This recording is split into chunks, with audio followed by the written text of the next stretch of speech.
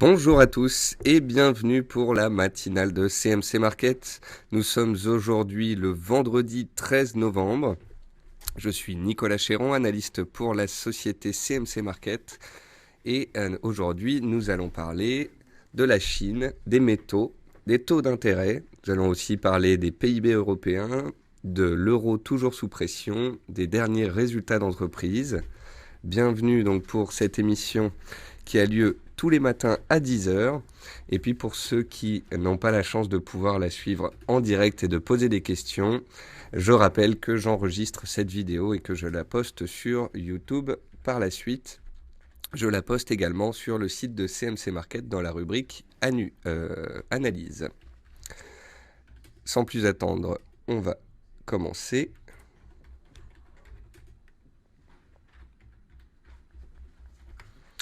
Comme tous les matins, un avertissement à prendre en compte. Je vous laisse le faire.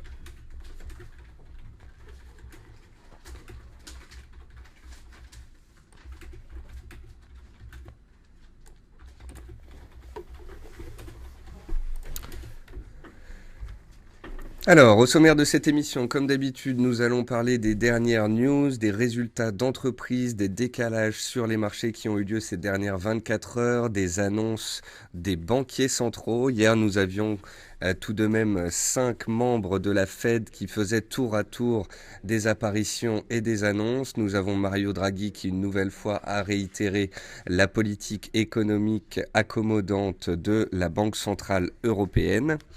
Nous avons aussi eu quelques publications sur le calendrier économique que nous allons revoir ensemble. Et puis nous avons aujourd'hui, cet après-midi, notamment rendez-vous avec quelques statistiques américaines et puis les stocks de gaz pour terminer cette semaine. Enfin, comme d'habitude, nous passerons en revue des actifs sur la plateforme CMC Market et je me ferai un plaisir de répondre à vos questions. Sur le front des entreprises, nous arrivons à la fin de la période de publication des résultats d'entreprise. Alors c'est un cru cette année qui, on va dire, est en ligne avec les attentes. Au troisième trimestre, particulièrement aux États-Unis, on a un pourcentage d'entreprises qui font mieux que le consensus, un petit peu inférieur à la moyenne. Concernant les entreprises sur un an glissant, on attendait autour de 7% de baisse des bénéfices par action. Il n'en est rien, on est autour de 4%. Donc oui, les résultats du T3 sont un petit peu en deçà de ce qu'ils étaient l'année dernière, mais ça reste des chiffres relativement solides et un petit peu supérieurs au consensus des économistes. Donc le marché retient cela et reste bien orienté. Ce matin, Bouygues a confirmé ses objectifs pour l'année 2015 et donc a rassuré les investisseurs. Le chiffre d'affaires est en recul de 3% sur le troisième trimestre, mais la société est confiante pour terminer l'année comme il se doit. C'était ce matin une des plus fortes hausses du CAC. Elle est actuellement à plus 3%, alors que la seconde société, c'est Engie, à plus 1,5%. Nous avons aussi Téléperformance qui a publié des résultats. C'était une des plus fortes hausses du SRD ce matin. Les Téléperformance donc prend la troisième place des hausses, à plus 4,5%. Le T3 a été jugé excellent par Natixis et cet relèvement de recommandation permet au titre donc de s'adjuger plus de 4%. Sur le secteur automobile, je ne sais pas si vous connaissez cette société, MGI Coutier, c'est un équipementier. La société a relevé son objectif de chiffre d'affaires annuel et ça, le marché aime bien, souligne ce positivisme pour la fin d'année avec une hausse de 3,5%. Donc Bouygues, Téléperformance, MGI Coutier, c'est les trois publications du jour positives et c'est les trois actions qui sont en tête des échanges. Aux États-Unis, Cisco avait relevé ses prévisions pour le troisième trimestre, mais malheureusement fait moins bien que prévu. Résultat, quand vous avez une entreprise qui anticipe des résultats meilleurs que prévu, généralement son cours de bourse s'apprécie. Et donc, quand la société dit qu'elle a fait moins bien que ce qu'elle attendait, eh bien d'un coup, c'est un peu la douche froide. Donc, en après-séance, le titre était autour de moins 5, moins 6%. Nous verrons à 15h30 à l'ouverture de Wall Street ce que cela donnera. Enfin, Metex, qui est une société dans la recherche qui est bien particulière, dans la recherche notamment sur le pétrole et sur des composés qui pourraient le, le remplacer. Metex a perdu un contrat récemment et le titre, le titre a été vraiment sanctionné, hein. Il est passé de 4,8% à 3, de 4,8 euros à 3 euros, donc il a perdu un tiers. On a perdu plus de 30%, un tiers de valorisation boursière. L'action s'est stabilisée autour des 3 euros et puis là on a la publication d'un chiffre d'affaires trimestriel de 345 000 euros. Alors c'est ridicule, hein, c'est une société qui fait de la recherche donc elle n'a pas de chiffre d'affaires tant qu'il n'y a pas eu de trouvailles et de contrats à la clé. Donc Metex toujours délaissée par les investisseurs, elle est à 2,6 euros et elle retrouve en fait c'est plus bas pratiquement de ces 10 dernières années. En 2011, 2012, 2013, Metex était entre 2,40 et 2,80 au plus bas. Donc là, à 2,60, on revient sur les plus bas historiques sur ce titre. Alors l'autre jour, je disais sur Twitter que Metex, c'était la réaction qu'il y a eu sur Metex suite à l'abandon d'un contrat, à la perte d'un contrat, c'est la réaction qu'on pourrait voir sur une entreprise biopharmaceutique, par exemple. Et certains me disaient, oui, mais ça n'est pas une biopharmaceutique. Certes, c'était la réaction qui, elle, ressemble à ce qu'on peut voir sur les biopharmaceutiques. Souvenez-vous quand Genfit avait publié ses résultats et que ça avait un peu déçu les opérateurs, le titre avait fait moins 50%. Donc il ne faut pas oublier que quand on est sur des petits dossiers comme ça, qui sont des sociétés qui potentiellement peuvent trouver des solutions et donc avoir un débouché, il y a une prime de risque qui est payée sur ces dossiers-là. Et quand malheureusement la recherche est sous ou qu'un contrat arrive à échéance, n'est pas honoré ou est perdu, eh bien cela peut faire très mal. Voilà.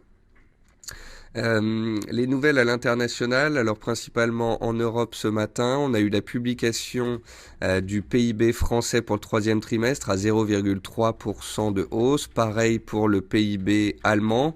Le PIB allemand a été un petit peu tiré par le bas puisque tout ce qui était exportation avec les pays émergents, ce sont des chiffres qui sont ressortis principalement en baisse. C'est la demande interne en fait qui a tiré le PIB allemand vers le haut, notamment grâce à la hausse du prix des salaires et donc à une santé économique interne relativement bonne. Malgré un T3 de 0,3% en France, Michel Sapin reste confiant et entrevoit 1,1% de croissance annuelle en France. On révisera ce chiffre à la baisse plus tard, un petit peu avant sa publication, je pense, étant donné les chiffres qu'on a eus au trimestre précédent. Qu'est-ce qui caractérise aussi la séance d'hier? Eh bien, c'est la chute des matières premières, chute des métaux principalement. Le cuivre, le zinc et l'aluminium sont au plus bas depuis 6 ans. Le cuivre, notamment dans ces trois métaux-là, c'est un petit peu le représentant, le baromètre de la croissance en Chine. Je rappelle que pendant des années, la Chine a été vraiment le pays le plus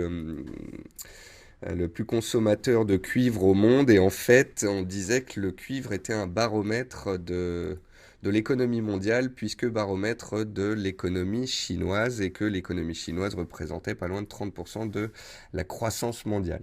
Donc le cuivre est au plus bas depuis 2009, on le verra dans quelques instants sur nos graphiques. Donc les métaux sont toujours délaissés, l'énergie est toujours délaissée. On va passer aux statistiques d'hier et je vais pouvoir revenir un petit peu sur l'énergie.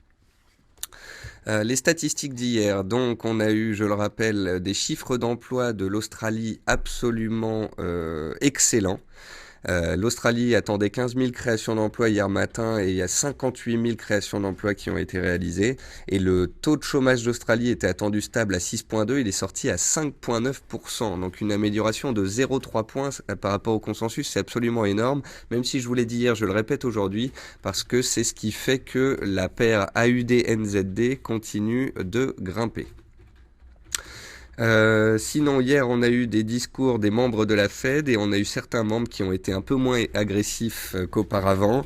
Donc c'est ça qui est un peu frustrant, si vous voulez, c'est que un coup on a une réunion de la Fed où la Fed dit on va faire attention aux conditions de marché, à la Chine, etc. Et donc on se dit qu'ils mettent à plus tard une hausse de taux. Le mois suivant, on a des chiffres du NFP excellents et puis là, Janet Yellen nous dit la santé économique est là, nous allons monter les taux. Et puis une semaine après, on a 6 discours ou 5 discours de membres de la Fed et ils sont tous un petit peu attentiste, prudent. Oui, mais on va attendre de voir si les chiffres d'inflation ça continue. Oui, mais les chiffres du chômage, faut que ce soit récurrent. Donc voilà, la Fed fait un peu le jour et la nuit sur les marchés. Elle est volatile dans son avis. C'est ce qui notamment, je pense, a fait baisser les indices américains hier. Le marché en a un petit peu marre de cette indécision qui dure depuis maintenant 9 mois. Les chiffres du chômage américain sont aussi sortis un petit peu inférieurs aux attentes hier. Quant aux stocks de pétrole, ils sont sortis en hausse pour la 7e semaine consécutive et ils sont ressortis bien supérieurs aux attentes. On attendait 0,8 millions de barils de stock et il y a 4,2 millions de barils qui sont sortis dans les stocks, donc 3,4 millions de plus, de trop. Et c'est ce qui a entraîné la cassure du support des 42,50, 43 dollars sur le WTI. Souvenez-vous, on avait parlé de ce support et on avait dit que à cause des derniers chiffres, à cause du ralentissement chinois, à cause de la tendance baissière et des indicateurs techniques relativement baissiers, il y avait tout de même moins de chances cette fois-ci que WTI réagisse sur son support. Et c'est ce qui s'est passé. Le WTI a cassé son support suite à la publication de ces chiffres.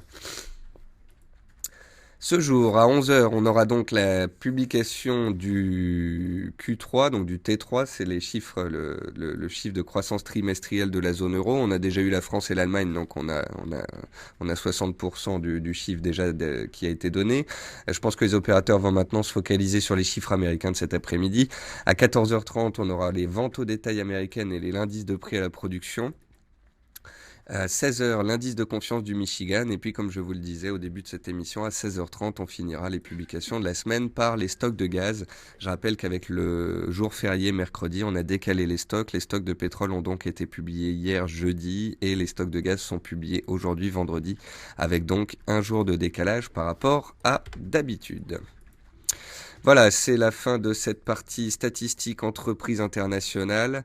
N'oubliez pas que je suis toujours avide de critiques constructives et de propositions.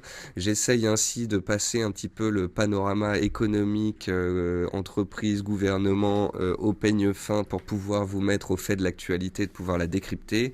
Si vous souhaitez que je m'étende sur certains sujets ou que j'en passe certains plus rapidement, n'hésitez pas à faire des retours.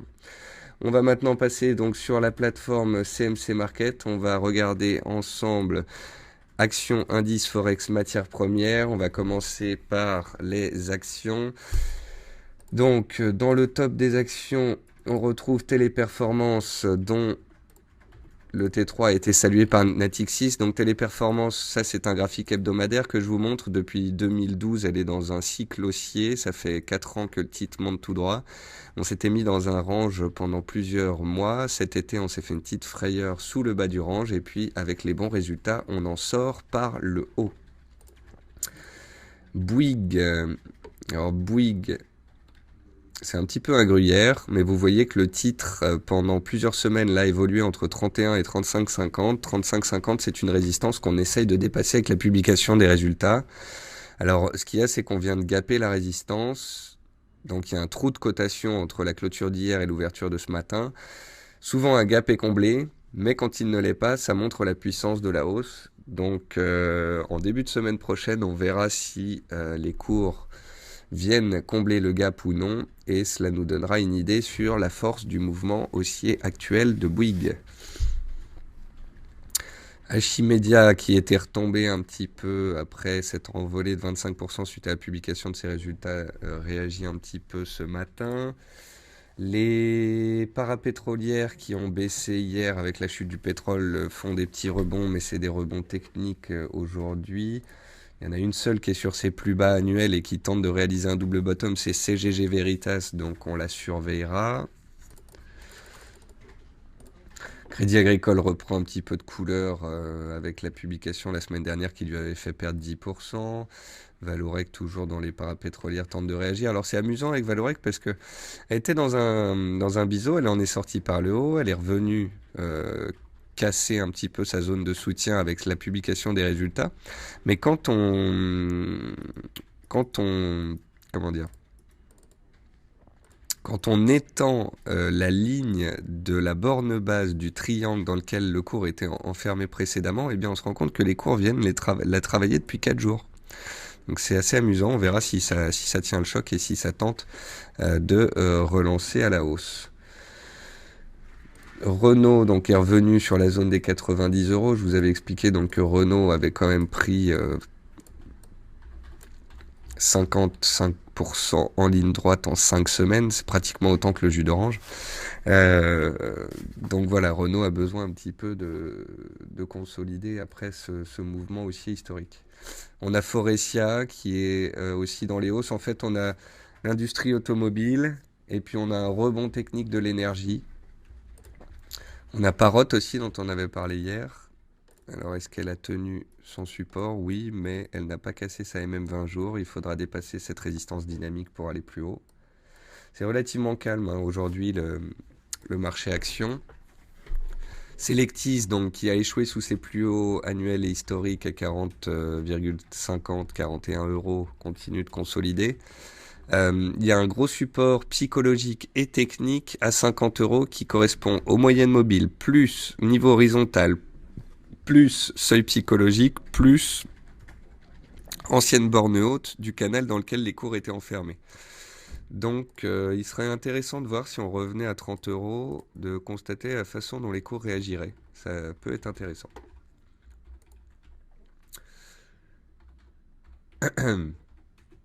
Eurofins, le titre chute de 4% parce qu'il y a une dégradation de broker dessus. Hermès, qui avait bien tenu avec ses résultats, consolide de 3%. C'est l'ensemble du secteur qui est un petit peu délaissé, avec LVMH également. Voilà, j'ai pas Genfit recule un petit peu. Dans 6-8 jours, bientôt, on se rapproche du salon dans lequel Genfit pourrait communiquer. Donc, le suspense va monter en pression et un décalage sur les cours peut apparaître à tout moment. Faut faire attention. Alors, sinon, on va passer aux indices. Donc les indices, c'est intéressant. On avait vu que le CAC sous 5000 points était relativement, non pas haut, je dirais, mais relativement suracheté.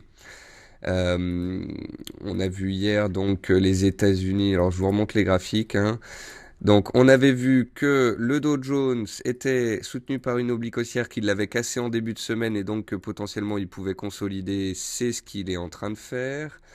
On avait vu que le DAX, qui avait échoué la semaine dernière contre les 11 100 points, était sous la borne haute d'une figure d'élargissement de moyen terme et pourrait donc revenir sur support, ce qu'il a fait. Il est en train de revenir sur son support de court terme et dessous, on pourrait éventualiser une consolidation, voire une correction un peu plus profonde avant un éventuel redémarrage comme tous les ans en décembre statistiquement.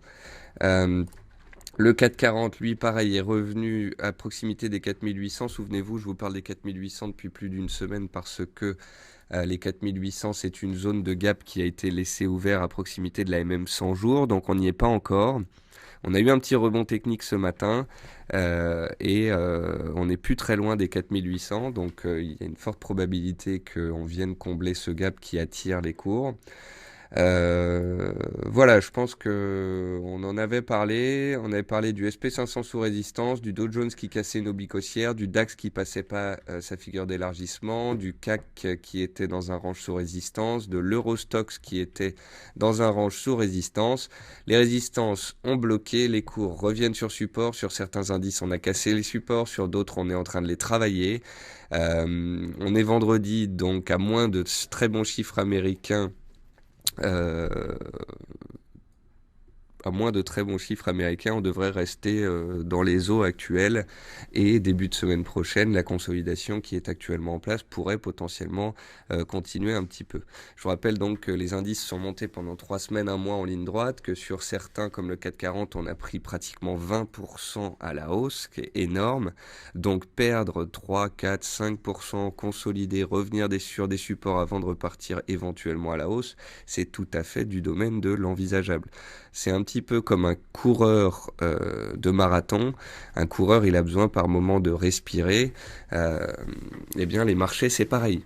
On monte, on court, on respire, et puis ensuite, potentiellement, on repart. Donc voilà pour les indices. Concernant les matières premières, donc après des fortes chutes hier, on a des rebonds techniques aujourd'hui. Donc vous voyez le WTI, on avait vu ensemble que les 42,50-43 pourraient faire résistance et que les cours auraient du mal à réagir cette fois-ci dessus. Donc là, on a cassé le support. On a cassé le support et tant qu'on sera sous la zone des 43 $, eh bien ça restera baissier avec un objectif théorique de report du range qui nous donne 36 €. En effet, si vous prenez la hauteur du range à 50 € jusque la borne basse du range à 43 € et que vous reportez ces 7 $ de baisse à partir de 43 €, vous trouvez 36 € comme objectif théorique, soit un nouveau plus bas annuel. Voilà. Alors c'est un objectif théorique. C'est juste pour vous spécifier que alors que depuis plusieurs mois on était stable et sur support et qu'il y avait des velléités haussières, là à court terme à cause des ralentissements économiques globaux, les abaissements de croissance mondiale de l'OCDE, les chiffres économiques chinois en demi-teinte, et bien tout cela fait que les opérateurs ne sont pas très confiants sur la hausse des prix de l'énergie et des matières premières. Le gaz naturel, lui, tient mieux que le pétrole et cet après-midi, comme je vous le disais, à 16h30, on aura les stocks de gaz. Le gaz est bloqué sous les 2,30, zone de gap laissée ouverte la semaine dernière. Il faudrait casser cela pour pouvoir monter. Sinon, quoi d'autre dans les matières premières? Le palladium perd 2,5% et retrouve ses plus bas annuels. Le palladium, donc, qui après l'affaire Volkswagen avait gagné 35% de hausse, eh bien il les a reperdus de nouveau. Donc on a pris en un mois et demi 35%, on a rechuté de 35% et de nouveau en un mois et demi. Donc vous voyez, c'est puissant comme mouvement. C'est une tendance haussière forte qui est en place sur ce métal. Le platinium, c'est plus ou moins la même chose. Nouveau plus bas annuel ce jour. Le platinium est moins fort que le palladium parce que le platinium est utilisé dans les moteurs diesel et vu que les moteurs diesel pourraient tendre à disparaître, et ben le platine pourrait être moins recherché à l'avenir. Quant au cuivre, nouveau plus bas annuel pour le cuivre aussi. Donc là, je vous montre un graphique du cuivre sur 4 ans. Vous voyez bien que depuis 4 ans, le point haut des matières premières, du CRB, donc l'indice mondial des matières premières, a eu lieu il y a 4 ans. Le cuivre a fait son point haut il y a 4 ans. Donc là, je vous le montre sur 15 ans. Donc vous voyez que le cuivre est quand même dans une tendance haussière forte depuis 15 ans, un petit peu comme l'indice chinois qui est dans une tendance haussière depuis 15 ans.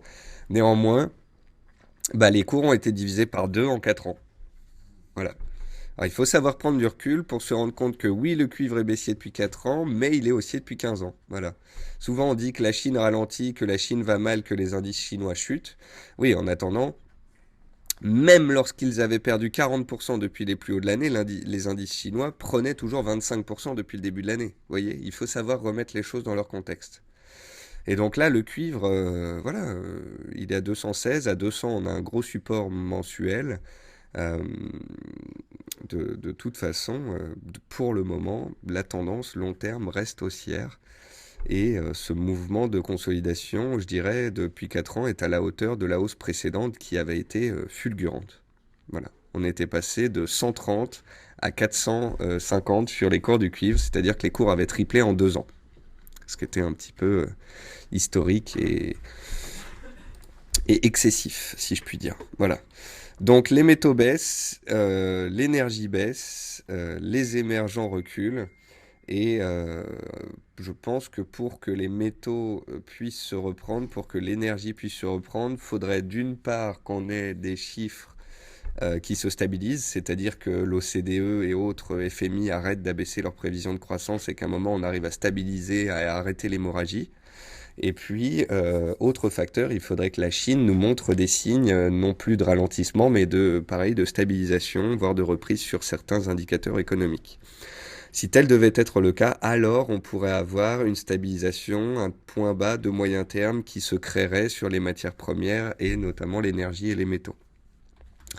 Mais un point bas de ce type-là, fondamental, de long terme, c'est quelque chose qui prend du temps, qui se fait au fil des publications de chiffres.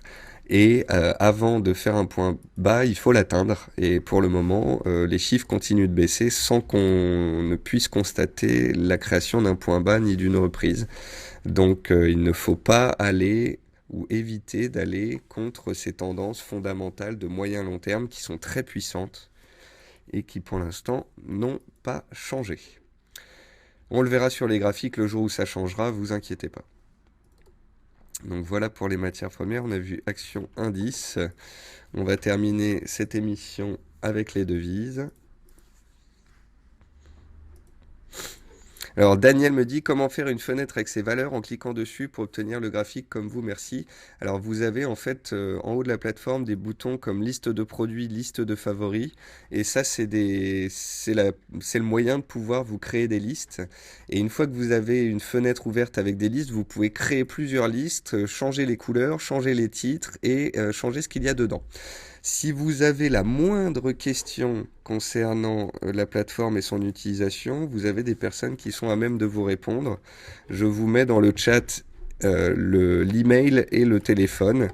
Voilà, vous avez des personnes qui se feront un plaisir de répondre à vos questions, de vous montrer comment utiliser la plateforme à bon escient.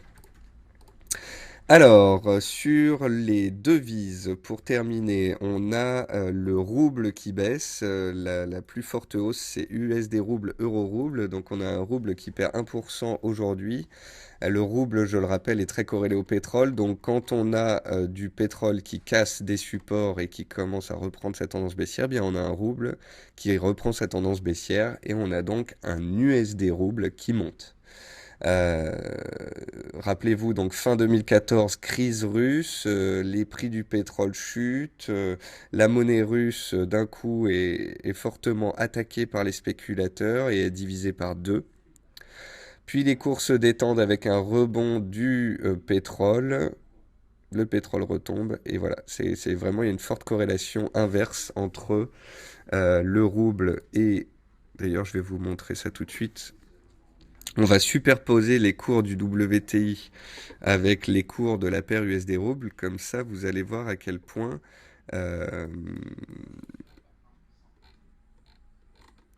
comme ça vous allez voir à quel point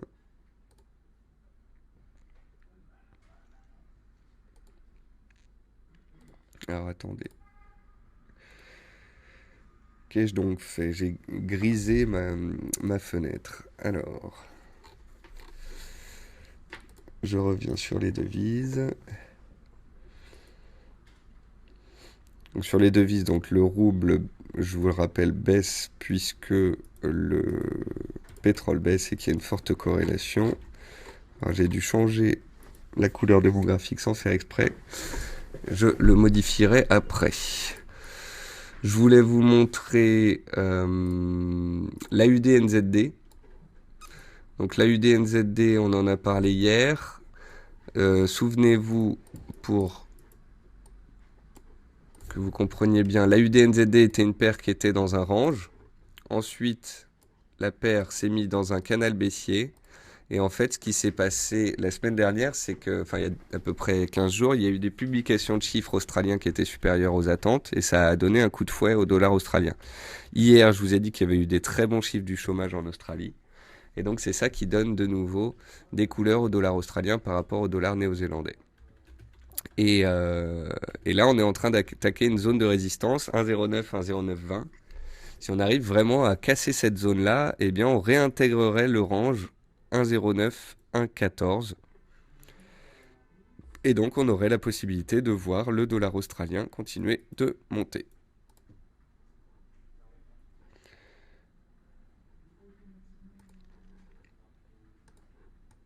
Donc ça, c'est pour l'AUDNZD.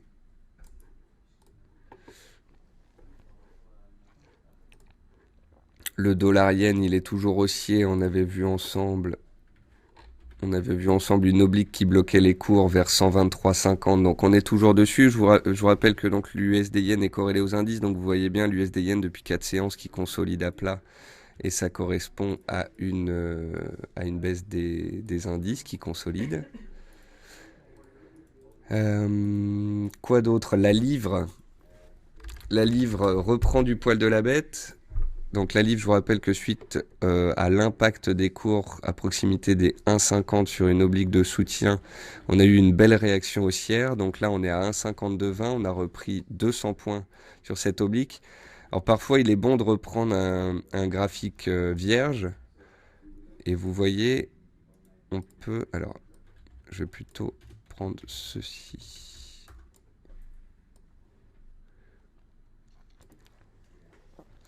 On a une oblique basse en fait qui passe par tous les plus bas sur le GBP qui est propre, qui a été testé en juillet, en septembre, en octobre et qu'on vient de toucher il y a quelques séances. On a eu un rebond pendant 4 jours grâce à des bons chiffres économiques. Là, on est pile poil sous les 1,5250. Donc si on a un petit peu eu, je dirais, des faiblesses du dollar cet après-midi avec les statistiques et qu'on casse 52,50, ça donnera des espoirs aussi de nouveau de retrouver la MM100, MM100 qui a bloqué les cours depuis un mois sur la livre. A contrario, si on bloque sous 52,50, on reviendrait vers les 1,50, seuil psychologique et oblique de soutien. Donc là, la livre est vraiment à la croisée des chemins. Quant à l'eurodoll, il est en stabilisation à plat.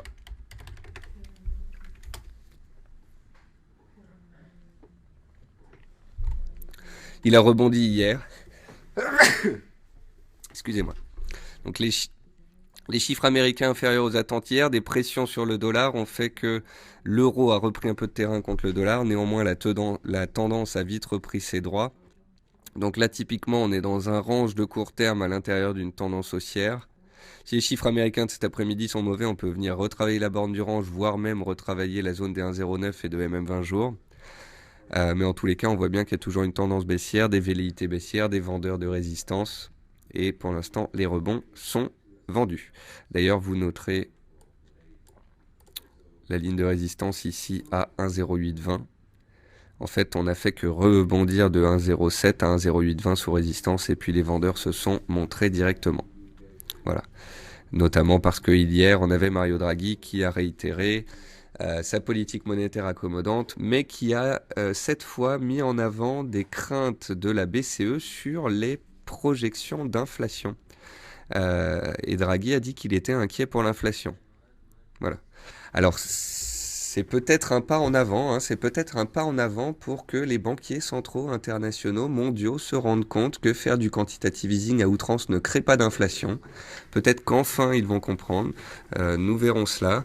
Je rappelle qu'au Japon, il y a eu un plan massif de quantitative easing qui a été lancé. Les chiffres d'inflation se sont redressés un petit peu et puis depuis un an, l'inflation elle est même passée en territoire négatif. Donc on constate de par les chiffres que le quantitative easing ne crée pas d'inflation. Donc les banquiers centraux européens notamment continuent d'espérer que ce sera le cas, nous verrons bien. En tous les cas, se rendre compte que l'inflation ne remonte pas et que le QE n'est peut-être pas la solution. C'est une des réflexions, je pense, que nous continuerons et qui sera d'importance en 2016. Voilà, sur ce, nous sommes donc vendredi, il est 10h30, les indices continuent la consolidation qu'ils opèrent depuis plusieurs séances, on a quelques résultats d'entreprises qui ont fait bouger les actions, on a quelques statistiques américaines cet après-midi. Sinon, autre news, effectivement, j'ai Paul qui me souffle que la Finlande se prépare à une 4e année de récession, effectivement. Pas mal de messages pour me remercier pour l'émission, pour me dire que le son, l'image, tout est bon, pour nous souhaiter un bon trading à tous. Eh bien écoutez, c'est parfait. Il est 10h37. Je vous remercie à tous d'avoir suivi cette matinale, d'être présents à l'appel tous les matins. C'est avec grand plaisir donc que j'opère cette émission. Si vous avez des recommandations, des questions, des commentaires, n'hésitez pas à écrire à l'adresse que je vous ai donnée, gestionclient@cmcmarket.fr. avec un S à client. Et puis, écoutez, j'ai plus qu'à vous souhaiter un bon appétit, une bonne séance de trading, un bon week-end. Et c'est avec grand plaisir que je vous retrouve lundi, 10h tapante, pour la matinale de CMC Market.